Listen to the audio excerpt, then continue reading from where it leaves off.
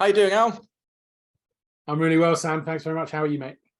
Well, welcome. It's really good to have you on board. So can you tell our raving fans, who are you? How do you help people? What do you do?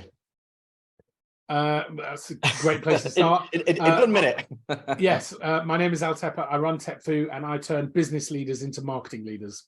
Perfect. Love it. Love it. Excellent. So I think we'll get a few conversations out of this topic. You know, as you most will know, marketing, you know, it's such a broad gamut. You could spend your life learning one part of it. And yeah, it's something everyone needs to be aware of, I guess. But which bits do you choose? Which bits feel right for you? Which bit do you outsource? You know, that is a huge spectrum, I guess. So yeah, what can you tell us about marketing? Where do you start? Well, there's a lot of different places to start, but let me start right at the beginning and start by talking about the 10 marketing lies that small business owners are told. I think it's probably the most powerful thing I have to say, because even though I've been in marketing for over 25 years, when I launched my business, I was told a lot of these lies, and I even believed some of them because I'd been working in marketing in business for somebody else, When you're running your own business, there's a lot of rubbish that's got to be cleared out the path in front of you. Yeah. And so the first marketing lie is a bit of a no-brainer, but you'd be amazed at how many people it messes up. The first marketing lie is, if you build it, they will come. They won't. No. I can tell you they won't come if you just build it. It's a hard slog, right? It's a very hard slog, and I'm sure you've built websites in your life, and then the client has declined to do any digital marketing ongoing, and then they wonder why there's no traffic coming to the website, because if you build it, they just don't come. And there's a reason why. It's really logical. It's because they don't know you exist. They just have no idea, let alone what you do, why you're awesome, why they should work with you. So the most important thing is, if you build it, great, but that's nowhere near enough. Marketing is a 24/7, 365 days a year mentality. Absolutely, yeah. And I always say to people, you either, 100% of the time you're doing marketing. The question is, whose marketing are you doing? You're either doing your marketing or you're doing your competition's marketing, and making it easier for them to win the next piece of business. And it really is a 24/7 world, right? It's, WhatsApp's everything. There's more entrepreneurs than ever before, I think. So it's and they're looking in evenings. You can't just be the 9-to-5 marketer, right? No, and so that's the problem. You can't afford to spend all day doing your marketing. So you have to be very incisive with what you do. You have to outsource some of it when you're comfortable and capable, when you've got budget. But even in the early days on the foothills, there's things you can outsource. You can get a marketing VA, or a marketing admin person to do, 4 hours a week for you, to at least take over some small part of the task that are very operational. And that allows you to start to build up the processes around marketing. That means when somebody messages you at 3 a.m, they get a reply one way or another, but it's not from you, and they might even sign up for something. They might even pay overnight whilst you're sleeping. What a wonderful idea, earning money while you sleep. That's the dream. Let's all just do that. Yeah, that's a long-term plan I'm trying to sort of figure out, but early well days.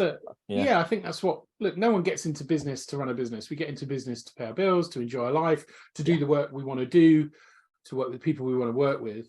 I truly don't believe anyone just runs a business for no financial reason whatsoever. No, absolutely. Because why would you do something differently? So if we're going to run businesses, we should at least enjoy our absolutely. It's the journey, right? It's the journey. Absolutely. In fact, Gary Vee said that yesterday. I'm pretty sure he said it yesterday. He said it's not about the outcome. Stop focusing on the outcome. It's the process. It's the journey that we go through that will color our lives, and fuel our lives. There's a great analogy. I can't remember who said it, but they're saying it's like a piece of music or dancing, right? The objective is not to get from the start of the piece of music to the end as quickly as possible. It's to enjoy listening to it and the journey. And it's so absolutely. I have so much fun running my business. I mean, this is work. I get to speak to you. This is brilliant. I mean, it's the best thing in the world. I look forward to going to work. I don't need a holiday to get away from my job anymore. I Sure. used to when I worked for other people. Oh my God, I needed as many holidays as possible. Yeah. But I think life could be more than that. So understanding that if you just build something, if you fling up a website, or if you just send one email, or if you post once on social media, just because you've done something doesn't mean they're going to react. It takes a lot more work than one. Yeah, absolutely. Because it's a crowded place, right? Everyone's doing something, or should be doing something, right? So I heard my latest insight on this is that the human brain receives 10,000 marketing messages a day. wow. Yeah, I can believe that. Well, and here's the proof. If I pick up my phone, the Apple logo and the New York logo slide in front of you. So that's 2 marketing messages right there. Most of the marketing messages we see, we don't even realize we've seen. And so, again, if you build it, will they come? Why would they? They've got 9,999 distractions, at least. And that's just marketing. Their family, their own business, their own issues and life stuff. You've really got to be present to capture people's attention. Absolutely. Yeah. Well, and I guess being standout as well, being memorable and all the rest of it. Definitely. Well, you've got to, I've got a marketing scorecard, which you've probably taken. Yes, I've done. And one of the questions is, do you communicate your uniqueness? And people say no all the time. And I've got another question that says, are you unique? And people say no. How can you not be unique? There's only one Sam. There's only one Al. There's only we all live in this notion that we compete. We don't compete. In fact, we compete, with everyone. I'm working with a client at the moment who's not even in retail. They're a business services organization, and they said to me their biggest competitor is Amazon. Right. And I said, why? And they said, because that's where people spend most of their time. They said their biggest competitor is Google, because that's where people spend their time. So that's what people are used to online. That's a very smart way of thinking about it. Absolutely. Your competition are probably not who you think they are anymore. Yeah. I mean, I've certainly found from sort of Google Ads and stuff, people have found us from all over the place, from certain things. It's, it can be, like I say, inquiries through the night while you sleep. Yeah. It's lovely, isn't invisible, it? Right? Yeah, absolutely.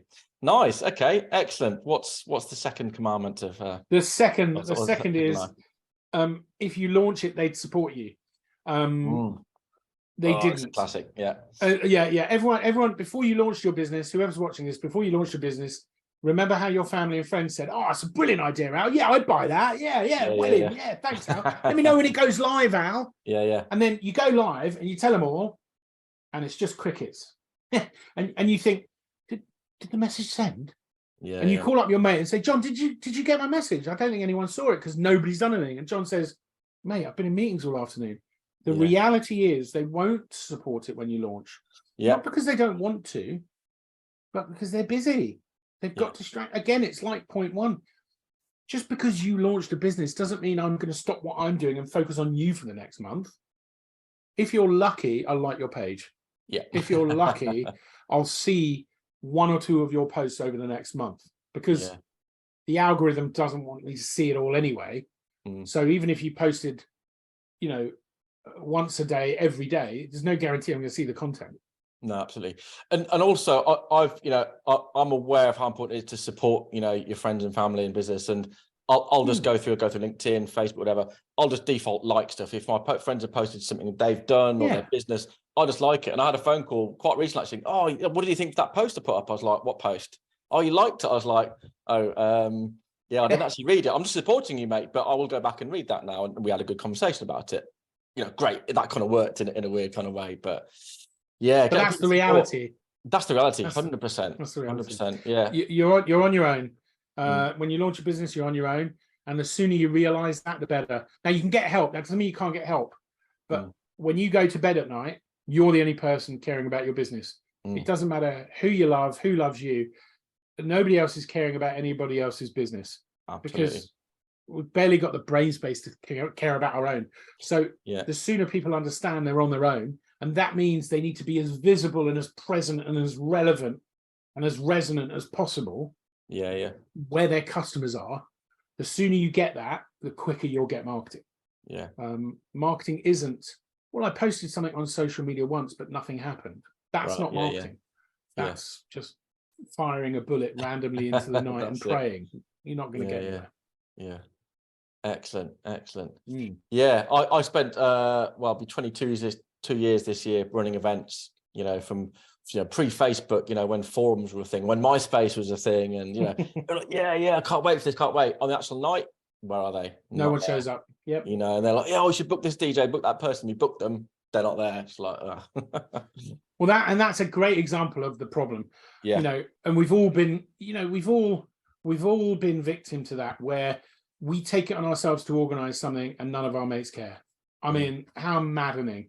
But when you extrapolate that into business, the reason why I do what I do, and I love what I do, and the reason why I try and keep people safe from a marketing perspective is because when you get it wrong, you have to go back and get a full-time job, and that sucks.